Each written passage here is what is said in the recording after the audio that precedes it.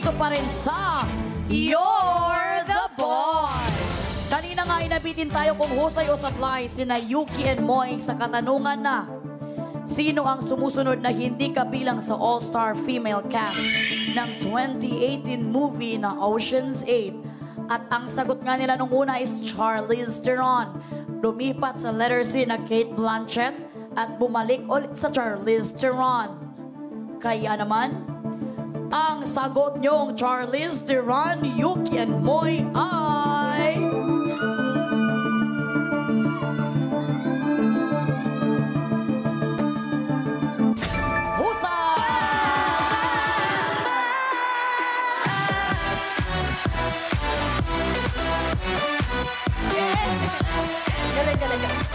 Alam nyo, muntik pang magdelikado ang sagot ninyo dahil lumipat kayo sa Cate Blanchett. Eto na. Namin siya kilala. Oo nga. At tama yung sinasabi mo, ha? Na si Charlize Theron is yung mirror, mirror on the wall. So ito na nga, Ocean's 8 is an all-female spin-off of Ocean's 13. Tungkol sa group of women na nagpaplanong magnakaw ng jewelry sa Met Gala. Wala dito si Charlize Theron dahil ayaw niyang magnakaw. Charing lang. At dahil nga good job kayong dalawa, makakakubra kayo sa kaba ng boss natin ng 2,000 pesos. Kaya naman, oh JD's baby girls, kukubra na sila. JD's BB Girl. Kukubra na yan! Kukubra na yan! Kukubra na yan! Maraming salamat, baby girls. Oh JD's BB Girl. Nakakubra na siya! Nakakubra na siya! Nakakubra na siya! Confirm nga, wala pang talo ang ating mga trabahador. Nakakubra na nga sila at sila ay may total ipon na 4,000 pesos. Habang ang ating mga boss katropais ay ngangapa. Jenica, kamusta ka na? Mga boss na tsamba nila si Charlize Theron. Wala pong makukubra para sa job order number 3 pero babawi po tayo ha. Binabantayan ko pong mabuti, hindi lang halata. Ayan na nga, maniwala kayo talagang bantay sa lakay si Jenica.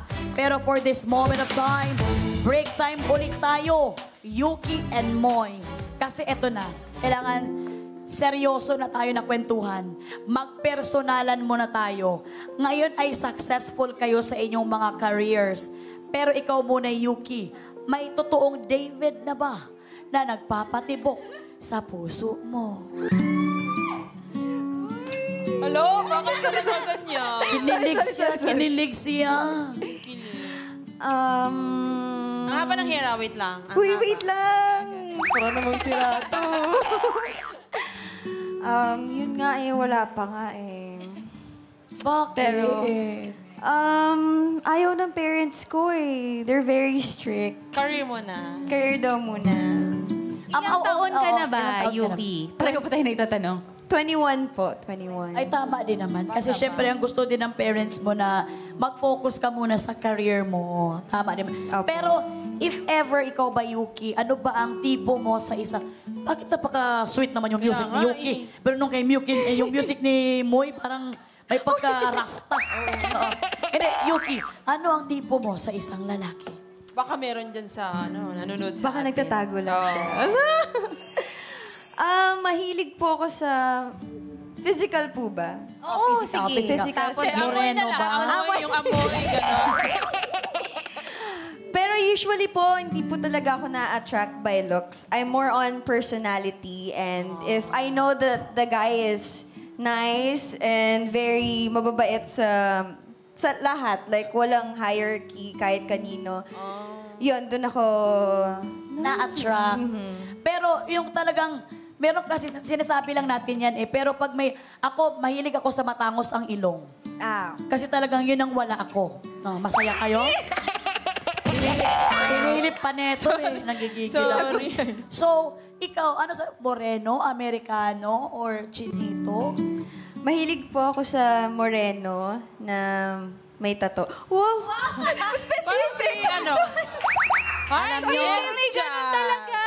Mahilig siya sa bad boy. Bad boy siya.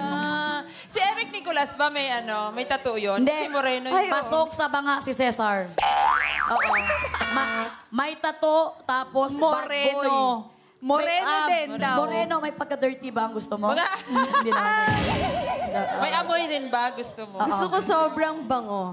Mabango. Ano lang, tattoo lang. Tattoo lang, yan lang. Tattoo lang. Tingnan nyo tong production staff namin. Nung sinabing gusto mabango, nung kanina, Moreno, ay si Cesar.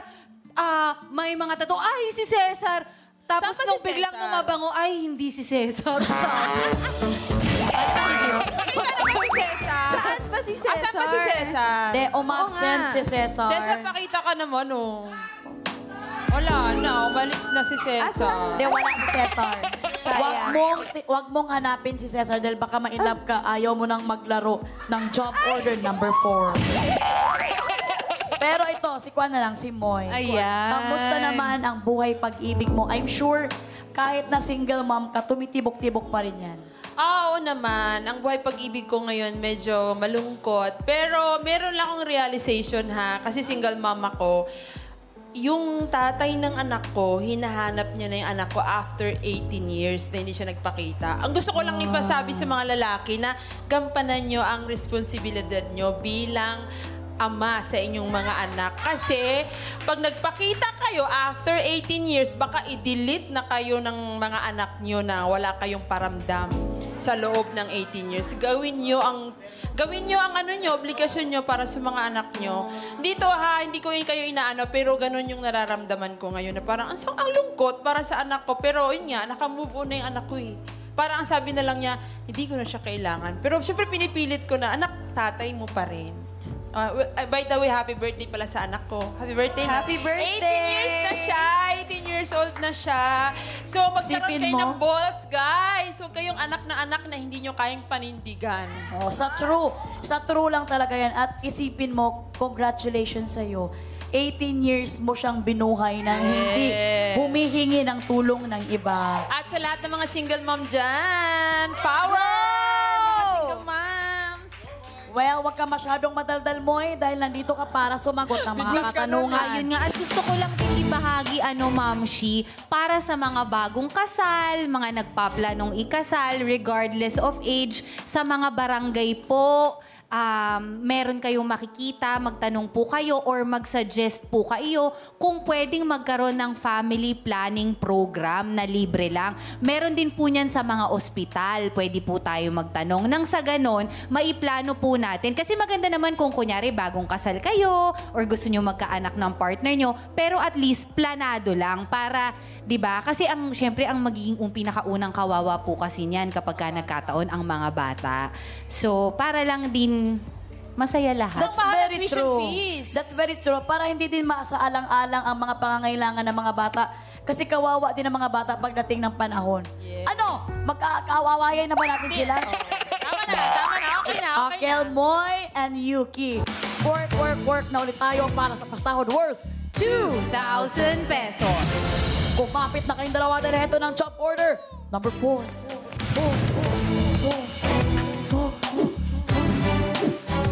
Mga boss, kayo po ulit ang mag-a-approve ng utos mula sa lahat ng makikipindot for this job order. 5 po ang makakubra kapag sumablay ang ating mga trabahador. Mga boss, ano po ba ang gusto niyong iutos kina Yuki at Moy? Hunger Games or Linis Walis? Meron po kayong 30 seconds para pumili dahil katropais, you're the boss! Okay. Ano sa tingin nyo ang kaya nyong gawin na challenge? Hunger Games or Linis Walis? Ako gusto ko linis walis.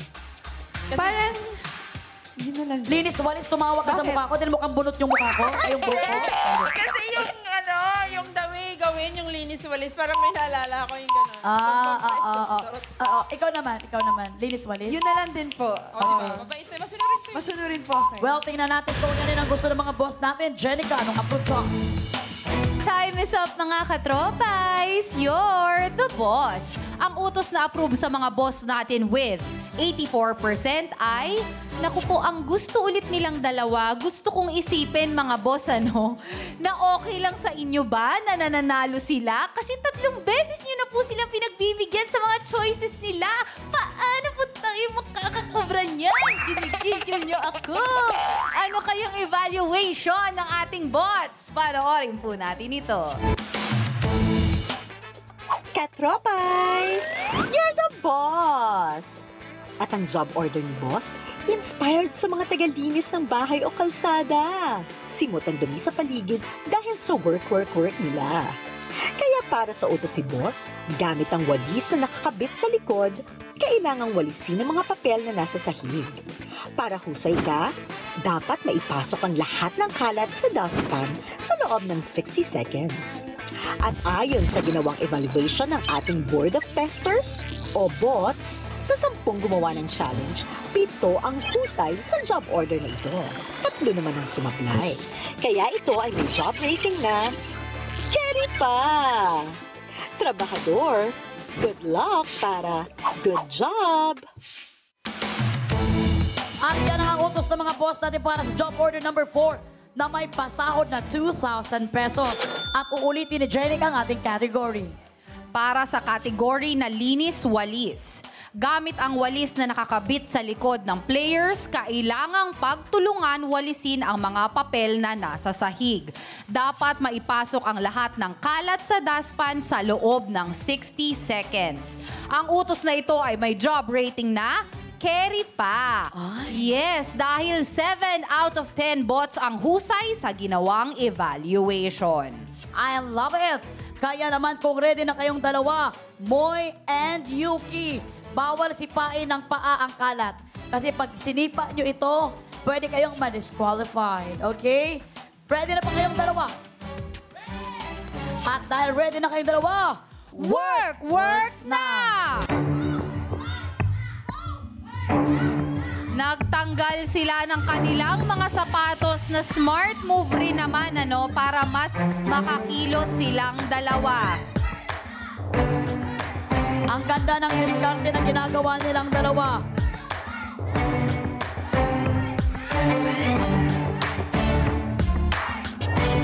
Medyo lumalagpas lamang ang kanilang mga basura. 34 seconds. Meron pang 6 na crumpled paper na kailangang maipasok sa loob ng dustpan. Huwag magpanik, huwag magpanik. 15 seconds. 8, 7, 6, 5, 4, 3, 2, 1, 0! Ito ang pinaka nakakalungkot kasi yung iba, pag ginagawa ang challenge na ito, hindi talaga napapasok lahat. Pero sa kanila, 3 na lang ang hindi at malapit pa itong dalawa. At kitang-kita natin na sila ay Sablay. We're very sorry sa mga Balik kami tayo dito sa sa ating podium, podium. bebe. Balik po tayo. We're very sorry. Actually, mahirap talaga itong challenge na ito. Sabi nga ni Napagod Moy, ako. nakakahingal daw. Hingal ako. Nahingal ka? Hingal ako kasi gumagano. Oo, ikaw lang. How about you? Sobra po. Hindi po ako sanay. How about you, Yuki? Well, dahil kayo nga ay sablay, we're very sorry hindi nyo nagawa ang utos ng mga boss natin. Kaya naman, for this job order, wala kayong sasahurin. Pero, safe pa naman ang 4,000 pesos na nandyan sa harap ninyo. Pero, this time, Congratulations, mga boss kong mahal! 5 po sa inyo na nakipindot for this job order number 4 ang maghahati-hati sa 2,000 pesos. Meron po kayong 400 pesos each at mamaya i-aanunsyo natin kung sino-sino po kayo. Kaya naman, JDs, BB Girls, kukubra na si Boss! JD's BB Girl. Kukubra si Boss! Kukubra si Boss! Kukubra si Boss! maraming salamat, baby girls! JD's BB Girl.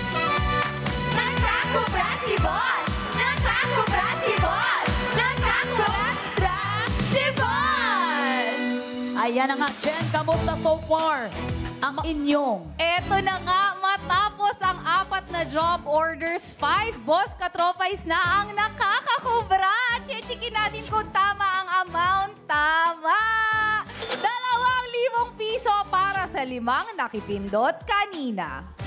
kitang-kita talaga natin ang kasiyahan ng aking partner na si Jenica para sa inyo mga boss. Kaya naman Yuki and Moy, work na ulit tayo at extra sipagan ninyo dahil heto na ang pasahod worth 5,000 pesos. Kumapit na kayo para sa job order number 5. 5. Mga boss, 5,000 na po ang pasahod at sa inyo pa rin magmumula ang tanong. Para sumali, mag-login sa pi.com.ph. Mula po sa lahat ng makikipindot ngayon, may tsansa po kayo sa 5,000 piso kapag sumablay ang ating mga trabahador. So boss, ano po ba ang gusto niyong itanong kina Yuki at Moy? Bawal o bago? Mga boss, pag-isipan niyo po bago pumindot kung sa unang kategory o sa pangalawa ba mahihirapan ang ating mga trabahador.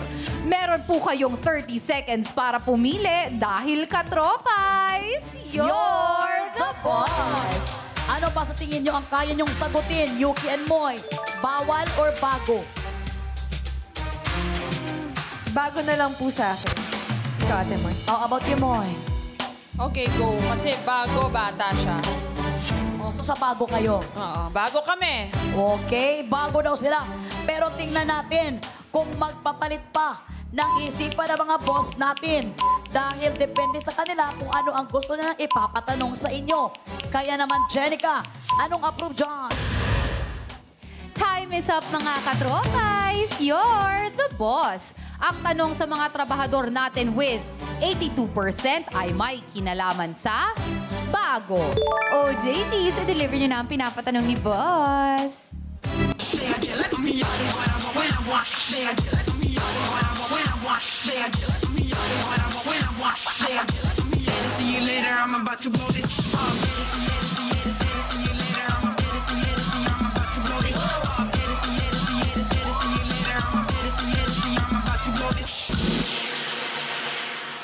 Hoy! Maraming salamat, Baby Girl Freshie and Baby Girl Ange. Grabe. Yung pag sumasayaw sila, parang tayo rin yung sumasayaw. No? Sa dulo, gumagano din tayo. Gumagano din tayo sa dulo. Well, Yuki and Moy, para sa job order number 5 na may pasahod na 5,000 pesos. Ready na ba kayo sa katanungan ng mga boss natin? Ready. At dahil ready na kayo, parang malungkot yung ready nyo. Ready na ba kayo? Ready? Okay, narito na ang tanong. Nakakaba? Sa category na bago na gusto nyo, anong LRT1 station ang ni-rename kamakailan bilang Fernando Po Jr. Station? Anong LRT1 station ang ni-rename kamakailan bilang Fernando Po Jr. Station? Letter A, Tayuman. Letter B, Blumentritt. Letter C, Abad Santos. Letter D, R. Papa. Letter E, 5th Avenue. Letter F, Monumento. Letter G, Balintawak. And letter H, Roosevelt. Kung ready na kayong sumagot dalawa, work na. Kailangan yung pag-isipan talaga to. Ano yun? Pangalan? Binago? Anong LRT1 station ang ni-rename kamakailan bilang Fernando Po Jr. Station? Letter A, Tayuman Station. Letter B, Blumentritt. Letter C, Abad Santos. Letter D, R. Papa. Letter E, 5th Avenue. Letter F, Monumento. Letter G, Balintawak. Or letter H, Roosevelt. Sumasakay ba kayo ng LRT? Ay, hindi masyado. Pero nakasakay na ba kayo ng LRT? Yeah. Opo. Ano kaya? Sa tingin nyo, alin dyan ang ni-rename kamakailan bilang Fernando Po Jr. Station? Bago-bago pa kasi tayo eh. Bago pa kasi na. Babasa ng news ha, lata ha. Ayan.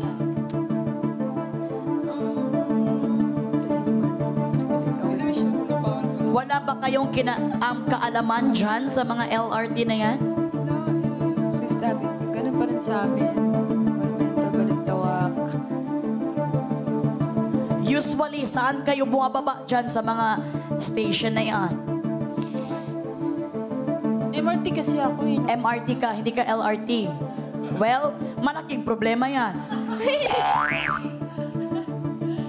Ala! Alam nyo, sinasabi ko sa inyo, minsan ang mga nananalo dito sa You're the Boss is pure hula lang. Kung nakikinig kayo sa akin. Kung wala, okay lang lang. Sorry naman, nag-usap kami ng Sorry. Minsan kasi dito sa You're the Boss, nananalo ang mga tao sa hula. Kasi may manghula mga. Hi! Hindi ako sumadama. Ano, girl? Bato-bato pick. Ganun pa rin naman yung monumento. Nakasakay ka ba? Yung... Hindi, feeling ko nga kasi Fifth Avenue lang hindi ko Our Papa, alam ko yan lahat. Pero kasi binago, di ba? Naging Oo, eh. na. Hindi ako Binago pwedeng sumagot. Dahil ang tanong ko lamang ang kailangan kong sabihin, anong LRT 1 station ang ni-rename kamakailangan bilang Fernando Po Jr.? Baka yung Papa. Station. Hindi eh. Wala, nasa kutob ko lang ha, Posible. Fifth Ave. Oo, posible. Yun na lang. Yun na lang, sige. Ating pahirapan para makauwi na to mga to. Ay, sorry. Okay, fifth. Ganun ba? Oo. Okay. Sige. Oh. I'm sure yung iba dyan na nanonood, Alam nila. Kapag-google na sila at alam na nila ang sagot. Ay, teka na, yung cellphone ako. Hoy, bawal dito ang Joke lang. cellphone. Ano na? Final? Sige, final. Fifth. Ano ang final yung tanong? Ay, tanong-sagot. Letter E. Letter E, Fifth Avenue. Tama ba? Ang tanong, final na ba ang letter E? Wait lang kasi si Yuki may ganun-ganun pa sa nose eh. Ay, sorry. Sige, fifth. Dili, okay lang kung Feel magbago ko ka. yung our Papa. Feel ko. Oh, so feeling daw Pero, bato From topics tayo. Fifth Avenue to our Papa. Ano Hey, na kung mag-arpapa ka, hindi na naman nakikinig sa host. Sige na. Okay. I'm sorry. Go lang, our Papa siya, ikaw. Ako, fifth. Pero Fifth. pag arpapa ka, go girl. Bato topic na lang. Hindi, Para, yung sweldo mo, ibigay mo na lang sa akin pag natalo tayo dito. Diba? Ay, oo. Ganun lang naman yung mga team tayo dito, girl. teamwork. Sige na, ikaw na. Arpapa na lang. Sige. Final na ba ang our Papa? Final na. Final na nga ang our Papa. Nakasana nga ng dalawa ang our Papa. Para sa 5,000 pesos, Yuki and Moy, kayo kaya ay husay o sablay sa katanungan na ito? Kaya naman, ang sagot niyong letter D, our Papa. Oh!